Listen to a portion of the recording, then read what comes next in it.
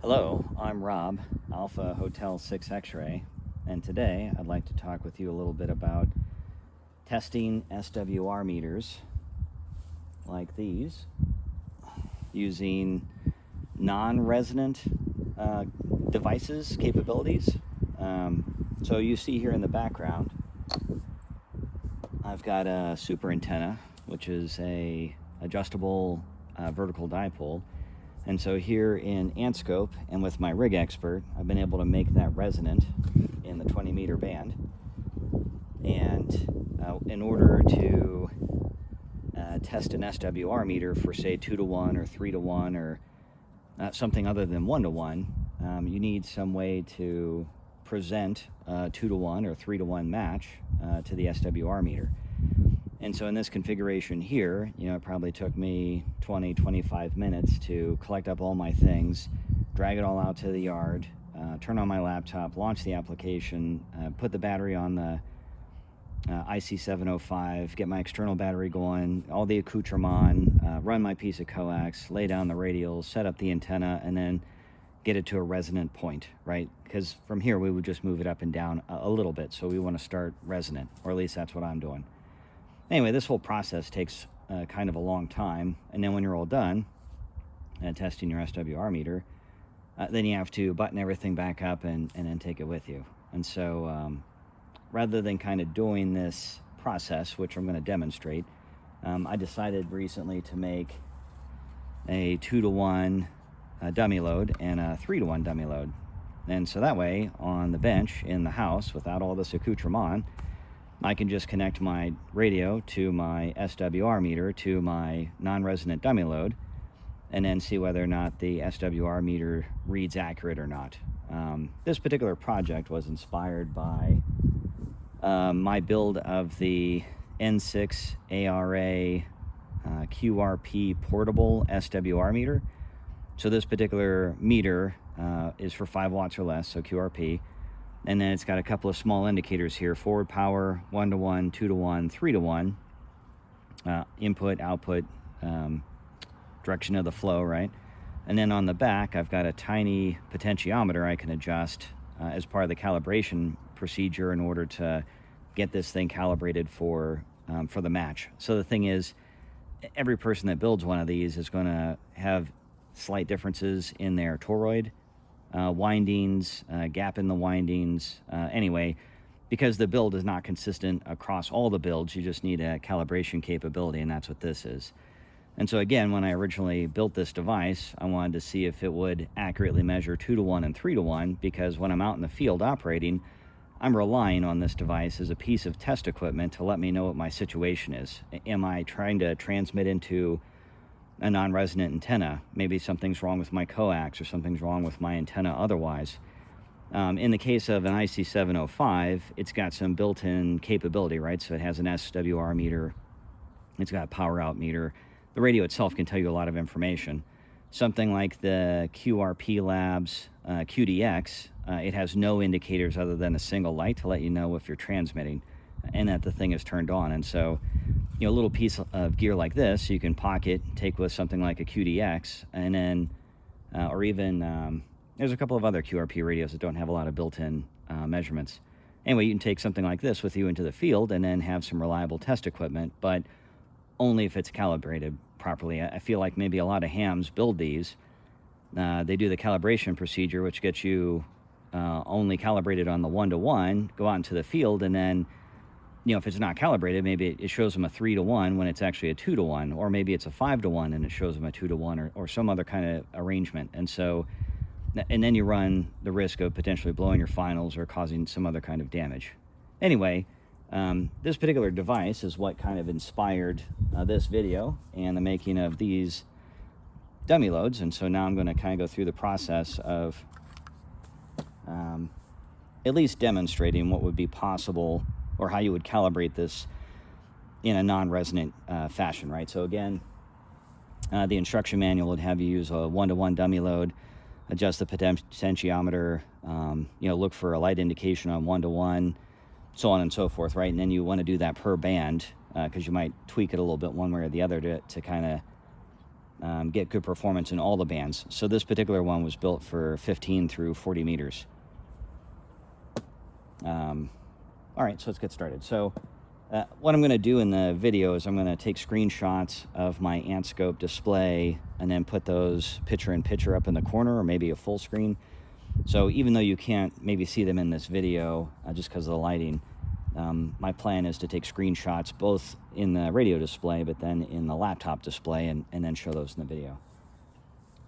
First screenshot then is going to be this resonant configuration on 15 meters.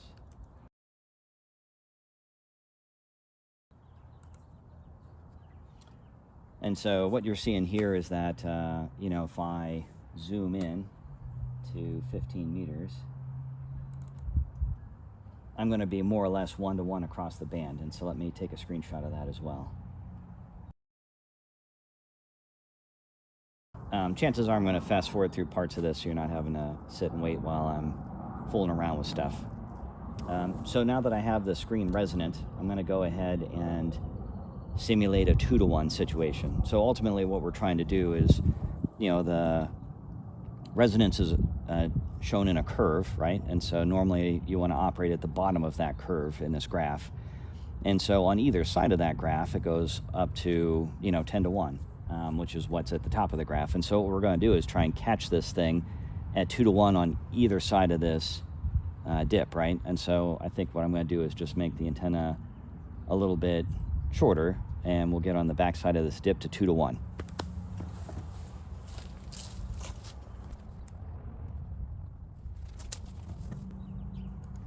One of the things you're going to note, oh, that's a 3-to-1. One of the things that you're going to note is that I'm going to go back and forth, back and forth, back and forth. And that's not terrible, but it takes time.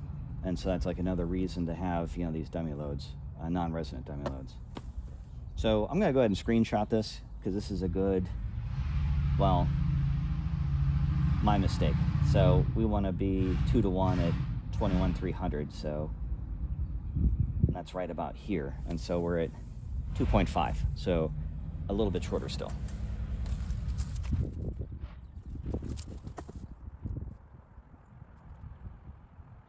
So now we're at 284. Do it again.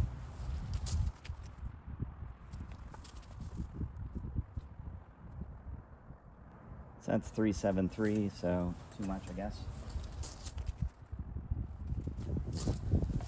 So maybe in this video, as I fast forward and jump in and out of my seat over and over again, you can get a feel of for how tedious this can be.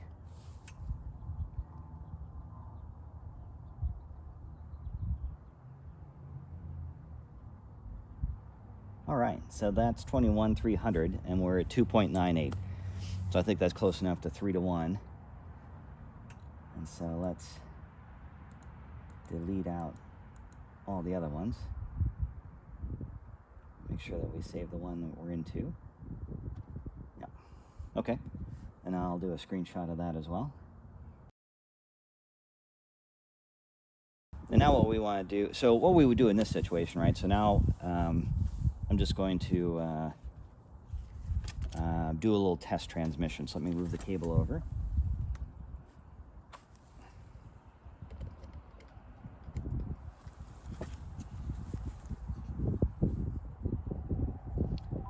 Set this up for sideband.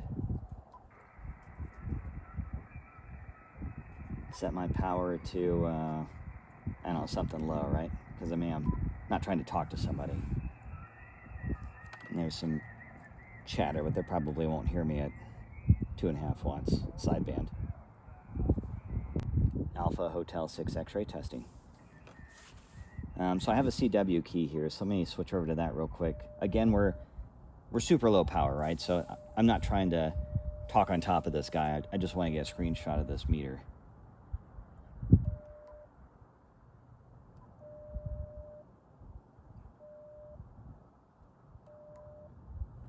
Screen capture. And so what I'm going to show up in the corner of the screen now is that 3-to-1 SWR, which agrees with AntScope, right? And so now the next test would be to take this, plug it into my mini SWR meter, like so, right?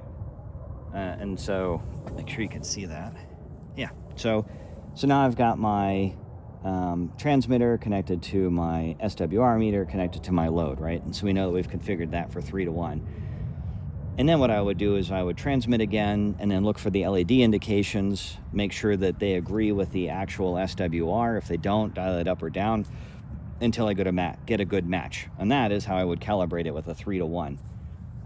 The downside, in addition to all the setup, the teardown, the calibration, like, moving that antenna up and down, the other negative side effect is that I have to go live or transmit live in order to do this testing, where, again, if I use one of these dummy loads, I'm transmitting into resistors, and so nobody's going to hear that transmission, and so I'm a lot less likely to cause interference, even at 4 watts, right? So same kind of thing, if I had my MFJ SWR meter up for testing today, and I'm not sure whether this has any calibration settings, but I could try and calibrate my SWR meter on this MFJ SWR meter in the same way that I'm doing this N6 ARA meter. Real quick, I just want to get us down to 2 to 1 to kind of, again, demonstrate that that's a little bit of a hassle.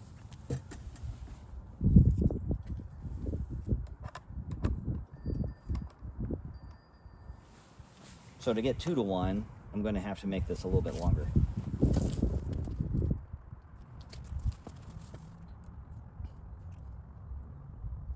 And so that's too long. Let me shorten it up a bit.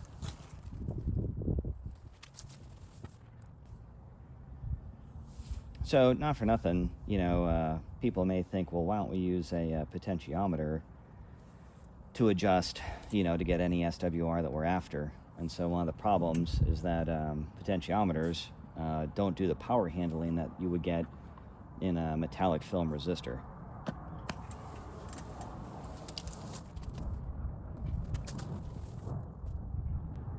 Apparently I'm on the other side of the curve here, but I guess that's fine too.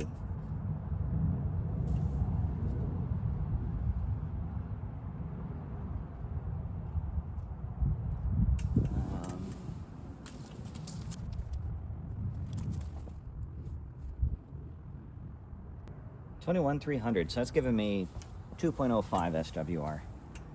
So let's go ahead and get rid of all the things that are not that. And I'll save that. And then throw that on the screen as well. All right. We'll call this 2 to 1.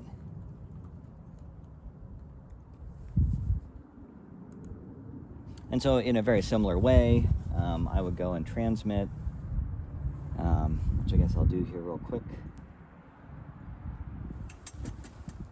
just so I can show that the radio itself agrees with the anti-scope analyzer.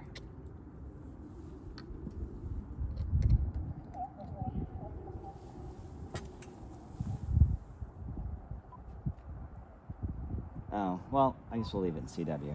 Well, let me call the test real quick. And we're still at 2.5 watts. Alpha Hotel 6 X-ray, testing 1, 2. Go to CW. I'm going to just do a quick tone, and then I'll do a screenshot.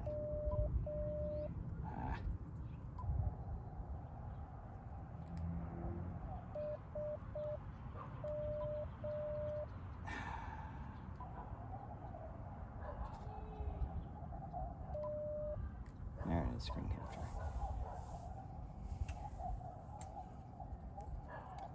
And again, I mentioned earlier, kind of the bummer here is I'm creating a little bit of QRM. Chances are those guys aren't hearing any of that, but still, it's a little bit of noise, even if they can't make out any of the voice. So that's it for kind of this setup. Hello again, this is Rob, Alpha Hotel 6 X-ray, and I've moved all the gear I had outside. Inside, much of it I've put away already. but getting all my stuff back inside took me about 15 minutes. Anyway, and it's not quite put away yet. Anyway, I wanted to do the second half of this video using kind of an indoor calibration setup, right? So in this case, I don't have an antenna of any kind. I still have my transmitter. I still have an SWR device that requires calibration. But instead using an antenna where I have to set up, tear down, operate in a potentially congested space on the radio band, endure the weather elements, of course, if it's raining or snowing or it's muddy outside, all those are complicating factors. With something like this 2-to-1 and 3-to-1 dummy load, I can just do this in my bedroom over the course of a couple of minutes. So let's take a look. So I've got my antenna analyzer again connected to my laptop. I'm going to go ahead and launch Antscope. And let's connect the 2-to-1 first and see what that looks like.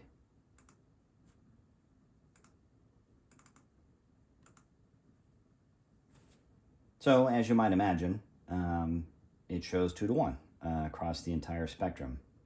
There's a little bit of deviation on the higher end, just because there's some leads inside here, and I'll show a picture of the insides of these in the video here.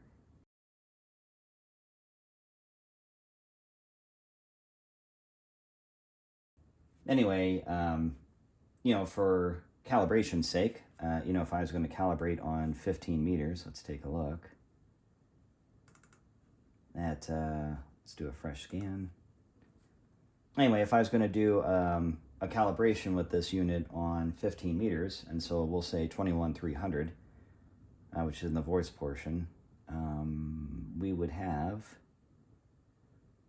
2.14 SWR, which, is close enough, I think, to 2-to-1 in order to do some calibration work. In a scientific environment, of course, you'd want more precise gear than maybe I have here, but this is going to be a lot more precise than you would have just calibrating with a 1-to-1. Anyway, let me take a screenshot of that real quick.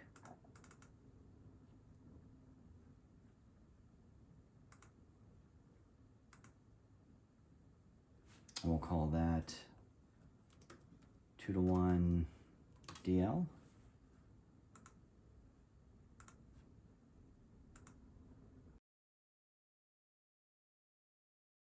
And then we'll go ahead and clear that, and let's connect the 3-to-1 dummy load and see what that looks like.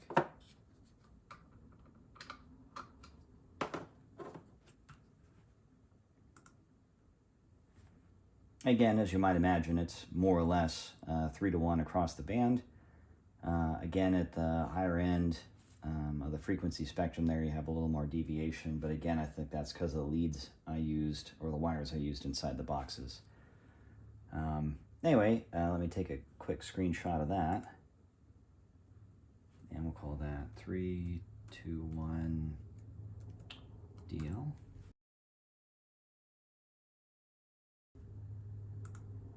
And then let's go ahead and zoom in and look at the 3-to-1. I'll do another scan here real quick. So whenever you zoom in Antscope, you want to do a fresh scan because it gives you more data points. So my scan is set up to do 400 data points. Well, 400 data points across 30 meg versus 300 data points against, 1 meg, half a meg. You get a lot more data points in a smaller area, so you get better granularity here. So let's look at 21,300, and we're at 2.88. And so that's 0.12 SWR off, and so that's probably good enough for calibration's sake. Again, in a scientific environment, it'd be more precise, but this is homebrew stuff, right? So now that I have my dummy loads tested, right, so I know that these are good. Outside, I used my rig expert with my antenna, so I was able to create some basis of standard, right? So I don't have the precision test equipment to create scientific measurement devices. This rig expert is probably the most accurate device I have. It matches up with what the radio's seeing, and so the radio, it's really important that the SWR meter on it is accurate, because if you have too high of an SWR, what the radio does is it protects itself using something called foldback. And so if the SWR meter on your radio is trash, then it's going to do a very poor job of protecting your finals. And the manufacturers know that, so they don't want people returning their $1,000 radios because they've blown the finals because the SWR meter was trash, right? So anyway, Rig Expert, very accurate. Radio, very accurate. These dummy loads are pretty accurate, as demonstrated with the devices here.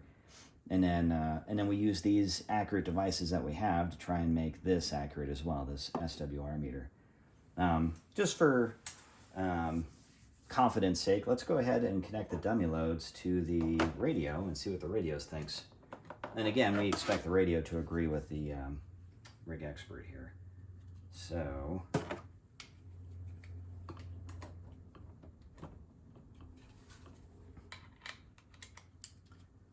so this is the 2-to-1 dummy load. We're at 21,300, just like we've been looking at in AntScope. I've got a CW key connected for this test. And let's go ahead and do that, and then I'll take a picture so I can throw that up on the screen.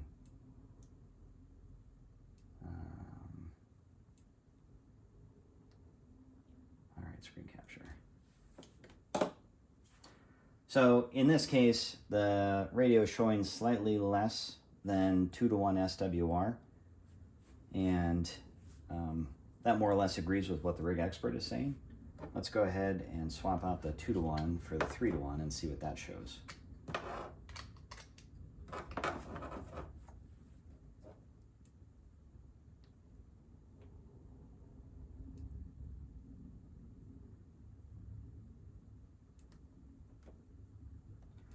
Mind you, I'm transmitting into a non-resonant dummy load, so arguably that's going to be a little hard on the transmitter. And so, am I putting my finals at risk? Because I'm doing this at 2.5 watts, I don't think so. And I'm only doing it for short periods of time. If I was setting up, 5-to-1 or 10-to-1 dummy loads and then trying to put 100 watts into it, of course that would be terrible for the radio. So, buyer beware, your actual mileage may vary, all the standard disclaimer stuff. This is kind of what I'm doing in my environment. I feel safe doing this with my radio and my gear. If you decide to do testing like this, you do so at your own risk, of course.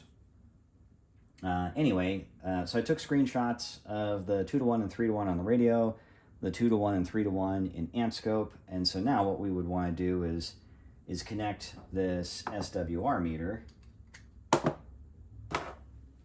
to the transmitter.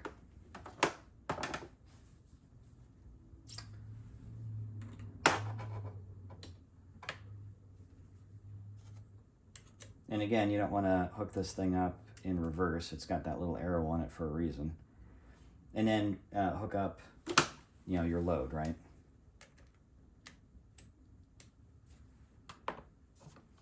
So on this particular device, it's the 3-to-1. Let's do the 2-to-1. So this particular SWR meter, I've been having some trouble calibrating, and so again, it was kind of the inspiration for creating this video. So when I transmit, this thing is going to probably show a bad reading, and then over the next couple of hours, I hope to tinker with this thing and get it dialed in. The purpose of the video is kind of to show, generally speaking, how you would go through this process. I'm not going to bore you with an hour's worth of tinkering with this in order to get this thing calibrated. A lot of this is just going to be rinse and repeat, right? So now I'll go ahead and transmit. My transmitter shows 2.1-ish SWR now. So the SWR has changed a little bit because the SWR meter is now in series. On the meter itself, you can see that all 3 red LEDs are illuminated, which is giving me a 3-to-1 SWR indication, even though the radio says like 2 or 2.1 SWR. Then on the back here, while it's not transmitting, I would adjust this potentiometer, a little bit at a time until, when I transmit, it only shows the 2-to-1 indication, so 1-to-1 and 2-to-1 only. And then I would change this from 15 meters to 20 meters, 20 meters to 40 meters. So this guy here is built for 15 to 40. So for all the bands it's designed for, then I would go through this calibration process and make sure that it's accurate. And I probably would go through all of it 2 or maybe 3 times just to do any little last minute little bit of fine tuning. And then, this thing snaps into a 3D printed case. And then in the 3D printed case, the calibration piece here is actually face down to the bottom of the case, so you wouldn't be able to fool with it in the field. But you shouldn't have to. Once you get this thing calibrated, you're good, and then it's ready for field use. Anyway, if you have any questions, please let me know. I'm going to go ahead and drop a diagram of each of the dummy loads in the video as well, with some part numbers. And so if you want to make something similar, hopefully that makes it easy. And I hope you enjoy the video. Thanks a lot.